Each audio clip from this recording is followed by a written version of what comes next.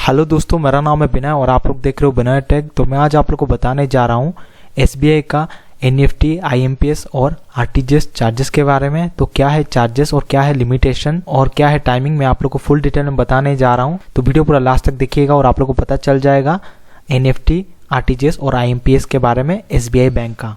तो चलिए स्टार्ट करते हैं।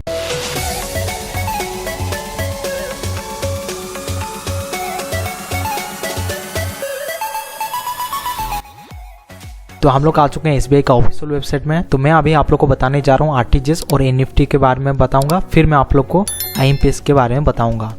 तो यहाँ पे आप लोग देख सकते हो RTGS real time gross settlement, जो कि इंस्टेंट मनी ट्रांसफर हो जाता है, और एनईएफटी जो है बैच वाइज आप लोग का सेटलमेंट होता है। और यहाँ पे आप लोग देख सकते हो there will be 48 hourly batches every day. The settlement of first batch will commence at 12:30 hour and the last batch is 12 hour. ठीक है, तो यहाँ पे आप लोग देख सकते हो एनईएफटी जो है इसमें आप लोग का बैच वाइज सेटलमेंट होता है, तो ये बात ध्यान रखना है। और यहाँ पे आप लोग देख सकते हो मिनिमम और maximum amount for RTGS NEFT transaction under retail banking.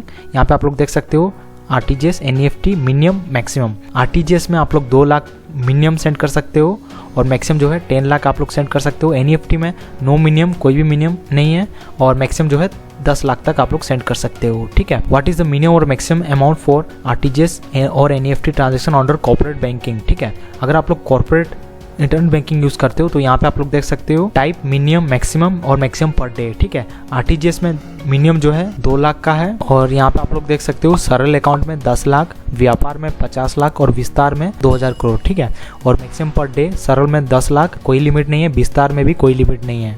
और एनईएफटी में आप लोग देख सकते हो मिनिमम जो है नो मिनिमम, और मैक्सिमम जो है सरल में 10 लाख तक, व्यापार में 50 लाख तक और विस्तार में 2000 करोड़ तक। ठीक है, और सरल में जो है मैक्सिमम पर डे 10 लाख, व्यापार में कोई भी लिमिट नहीं है, विस्तार में भी कोई भी लिमिट नहीं है। ठीक है, और सरल, व्यापार, विस्तार जो है ये अकाउंट सब है कॉर्पोरेट सेक्शन में। ठीक है, अगर रिटेल में यूज कर रहे हो, जो कि हम लोग यूज करते हैं, वो रिटेल होता है। ठीक है, और जो कॉर्पोरेट होता है ये बिजनेस के लिए होता है, जो कि करंट अकाउंट होता है। ठीक है, और when does the beneficiary get the credit for RTGS payment, यहाँ पे आप लोग देख सकते हो the beneficiary has to credit the beneficiary account within 2 hours of receiving the fund transfer message. ठीक है, आरटीजीएस पेमेंट 2 घंटा में हो जाना चाहिए। NEFT operate in half hourly batches, currently there are 48 settlement on all including holidays. ठीक है, तो ये सब देख लीजिएगा आप लोग। अगर आप लोग आरटीजीएस ट्रांजैक्शन करते हो और अगर क्रेडिट नहीं होता है तो रेमिटर के पास वापस चले आता है वो पैसा। ठीक है, जो है विद इन 2 घंटा के अंदर, यहाँ पे आप लोग देख सकते हो। और इसमें भी एनईएफटी में भी चले आता है 2 घंटा के अंदर। ठीक है,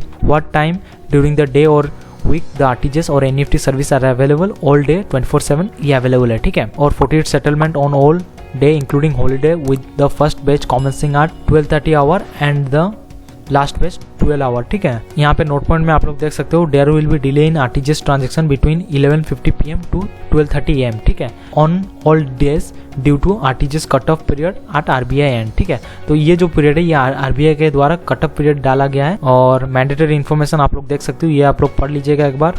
और आईएफएससी कोड, ये बात ध्यान रखना है, सही होना चाहिए बैंक का, बेनिफिशियरी का, ब्रांच का। ठीक है, और आरटीजीएस और एनईएफटी सर्विस कुछ ही बैंक में एप्लीकेबल है, यहाँ पे आप लोग देख सकते हो।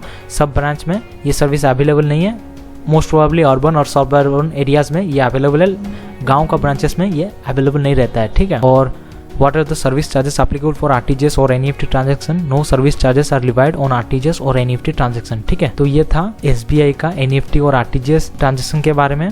तो अभी मैं बताने जा रहा हूँ आईएमपीएस ट्रांजैक्शन के बारे में। तो यहाँ पे आप लोग देख सकते हो IMPS immediate payment service system. ठीक है, instant interbank electronic fund transfer system है। ठीक है, और MMID mobile money identification number, ये 7 डिजिट का नंबर होता है, जो फर्स्ट 4 डिजिट होता है वो यूनिक आइडेंटिफिकेशन नंबर होता है of the bank offering IMPS. ठीक है, और आईएमपीएस फैसिलिटी जो है एसबीआई का हर रजिस्टर्ड कस्टमर को मिलता है। ठीक है, और कैसे आप लोग आईएमपीएस बेनिफिशियरी को ऐड कर सकते हो, यहाँ पे आप लोग देख सकते हो क्या क्या डिटेल रिक्वायर्ड होना चाहिए आईएमपीएस रेमिटेंस के लिए, यहाँ पे आप लोग देख सकते हो। तो ये सब आप लोग एक बार देख लीजिएगा। What are the restriction for activation of beneficiary added by user, यहाँ पे आप लोग देख सकते हो।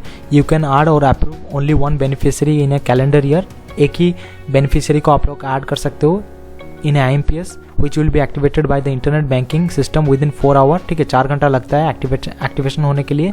If approved by you using OTP during the period from 6 AM to 8 PM beneficiary approve after 8 PM will be deactivated on the next day after 8 AM। ठीक है, तो 6 AM से लेके 8 PM के बीच अगर आप लोग एक्टिवेट करते हो तो इंस्टेंट एक्टिवेट हो जाएगा उसी दिन ही। और अगर आप लोग 8 बजे के बाद एक्टिवेट करते हो रात का, तो यहाँ पे नेक्स्ट सुबह एक्टिवेट होगा। ठीक है, तो ये बात ध्यान रखना है।